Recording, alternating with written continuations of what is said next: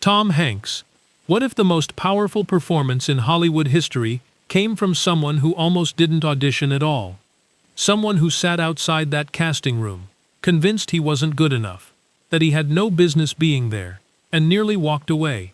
And what if the biggest movie star in America watched that man perform and came away thinking, "I've been doing this wrong"? That's not a script.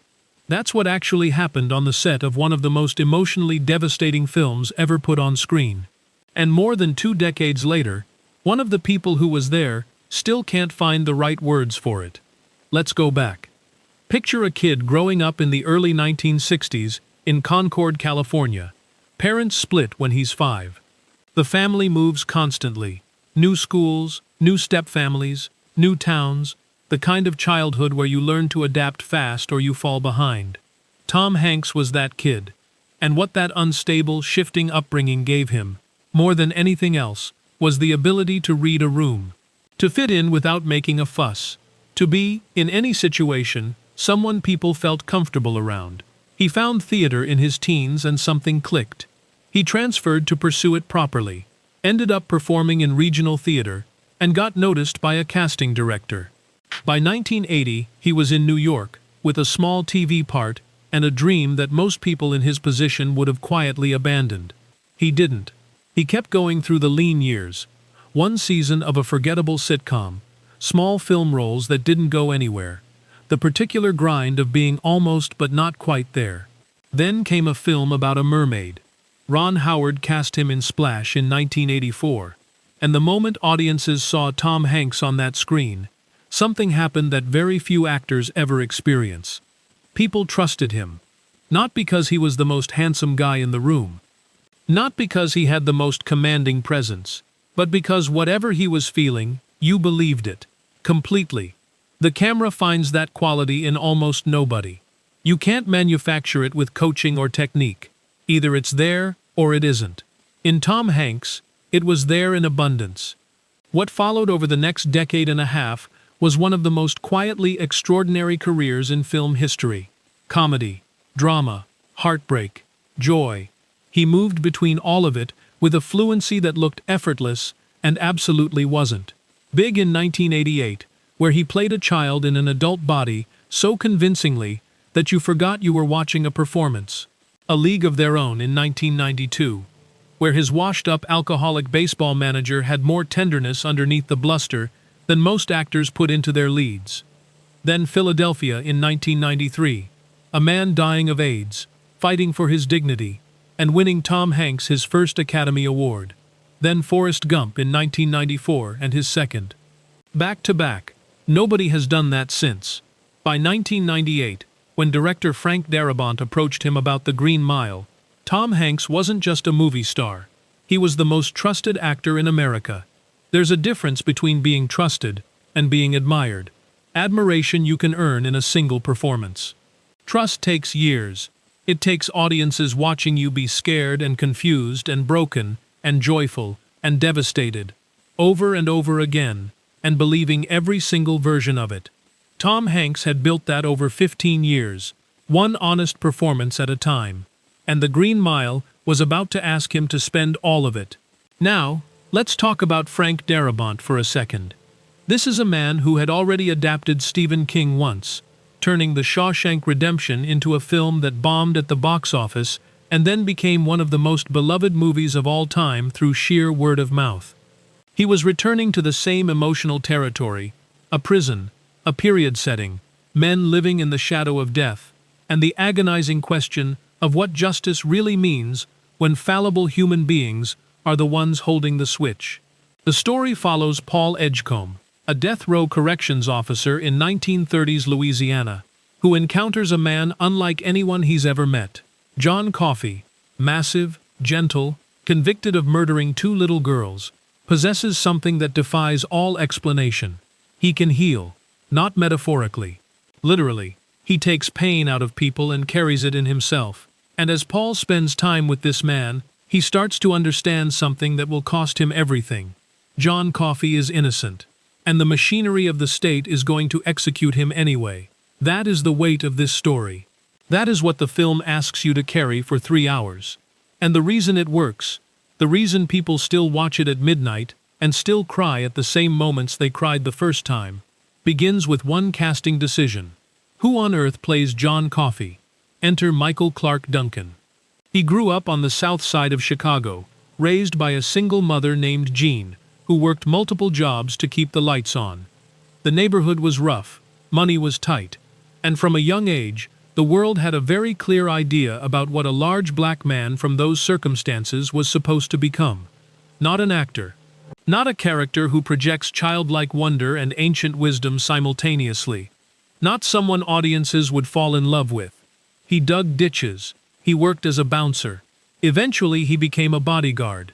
First for Will Smith, then for Martin Lawrence, which put him on the edges of the entertainment industry without ever really letting him in. He'd get the occasional bit part that required him to stand in a doorway and look threatening. That was the ceiling. By any reasonable measure, that's where his story with Hollywood was going to end. His manager pushed him to audition for the Green Mile.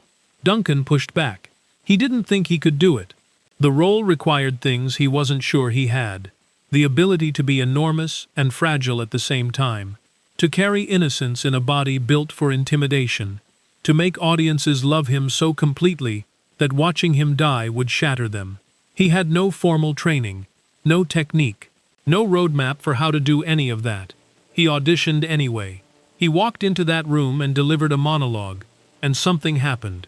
The room went quiet in that very specific way. Rooms go quiet when something unexpected has occurred. Not polite quiet, not waiting for it to be over quiet. The kind of quiet that means everyone present has just witnessed something and is still processing it. Frank Darabont said afterward that he knew immediately. Tom Hanks, already attached to the project, said the same thing. Michael Clarke Duncan got the role. And then the real work began. What the production did next was unusual. The set, specifically the death row corridor, that long stretch of green linoleum floor, was built with obsessive historical precision. The exact shade of green used in southern prisons of that era. Period-correct lighting that grew heavier and more oppressive the further down the hall you walked. It was designed, deliberately, to make the people inside it feel something before a single camera rolled. Before filming began, Darabont gave the cast an entire afternoon on the set, with no cameras, no direction, no performance required. Guards took their positions. Prisoners sat in their cells, and for hours, in complete silence, they simply existed in that space, not rehearsing, not running lines, just letting the weight of the place settle into their bodies. By the time actual filming started, that set wasn't a construction. It was a location. You can feel the difference on screen, and you absolutely feel it in the Green Mile. Now, here's where the story gets personal, and human, and more than a little beautiful. Tom Hanks became a mentor on that set. Not in any formal sense. He didn't declare himself one. But Michael Clarke Duncan was terrified. He was doing the biggest thing he'd ever done, with the least preparation he could possibly have, surrounded by seasoned professionals, and the fear was real. And Tom Hanks, two-time Oscar winner, 15 years of experience, the most trusted actor in America, sat with him between takes. Not to give instruction, not to manage him, just to be present, to treat a first-timer as an equal, to let him know, through proximity and patience, that he belonged there. What Duncan gave back was something Tom Hanks didn't see coming, because Michael Clarke Duncan had no technique. He'd never learned the controlled distance that trained actors use to protect themselves, the ability to go to a dark emotional place and come back from it on cue, like flipping a switch. He didn't have that. When the scene required him to grieve, he grieved. When it required terror, he was actually terrified. And when John Coffey told Paul that he was tired of people being ugly to each other, tired of all the pain he'd absorbed into himself, Michael Clarke Duncan was tired. Not performing tired. Actually tired. You can see it on screen. The exhaustion lives in his body, in his eyes, in the specific stillness of a man who has genuinely used himself up. There's no performance buffer. There's nothing between the camera and the feeling. It's completely unprotected, and completely extraordinary. Tom Hanks has said that watching Michael Clarke Duncan work on that set changed how he understood acting. Now sit with that for a second. A man with 2 Academy Awards, 40 years of craft, thousands of hours on camera, saying that a first-time actor with almost no prior resume showed him something he didn't know the work could do. That's not false modesty. That's not a polished tribute. That is a man being genuinely honest about what he witnessed and what it cost him to admit it. He didn't say it made him question his own approach. He said it expanded what he believed the work was capable of. There is a profound generosity in that framing. A recognition that formal training gives you incredible tools, and that sometimes someone without those tools finds a door that all the training in the world hadn't shown you. The film came out in December 1999. It did solid business. Not blockbuster numbers, but solid. And then it kept going. Through cable reruns and late nights stumbling upon it, and parents sitting their kids down to watch it, and people recommending it the way you recommend something that left a mark on you. It became one of the most watched films in American television history. The kind of movie that finds you when you need it. That you watch again knowing full well it's going to cost you. And you watch it anyway, because the cost is part of what makes it matter. Michael Clarke Duncan received an Academy Award nomination for Best Supporting Actor. First major role. That recognition transformed his life. He went on to appear in dozens of films and lent that extraordinary voice to animations and games. He was funny, warm, and in every interview, completely himself. The gentleness that lived inside that enormous frame was never a performance. The people who worked with him on The Green Mile have said, consistently, that the man who showed up every morning was identical to the man on screen. Gentle, genuine, slightly awed by where he found himself, unwilling to pretend to be anything other than what he was. And then, far too soon, it was over. In July 2012, Michael Clarke Duncan suffered a heart attack. He never recovered. He died on September 3, 2012 in Los Angeles. He was 54 years old. The career that began so improbably, so late, with so little reason to expect what it became, lasted just 13 years from the moment Darabont's room went quiet during that audition. He was not old. There was so much more to do. That is the particular cruelty of it. Tom Hanks spoke after Duncan's death, and what he said had that quality that his public statements about Michael Clarke Duncan always have, the sense of a man who is still arriving at the truth of what that friendship meant. Still searching for words adequate to the feeling, he said Duncan was a man of tremendous strength and gentle kindness, that the world was better for having had him in it. Simple words, not flashy, not polished, the words of a man who has run out of language for what he actually feels, and is doing his best with what's left. And that brings us back to that recording booth. Tom Hanks, years after the film, mid-sentence, stopping. Not for effect. Because whatever he was about to say had grown too large for the container of a professional interview. He collected himself. And then he said it as plainly as he could. Michael Clarke Duncan was not acting, he was being. That's the whole thing, right there. That is what The Green Mile actually is, underneath all the supernatural elements, and the period setting, and the 3-hour runtime.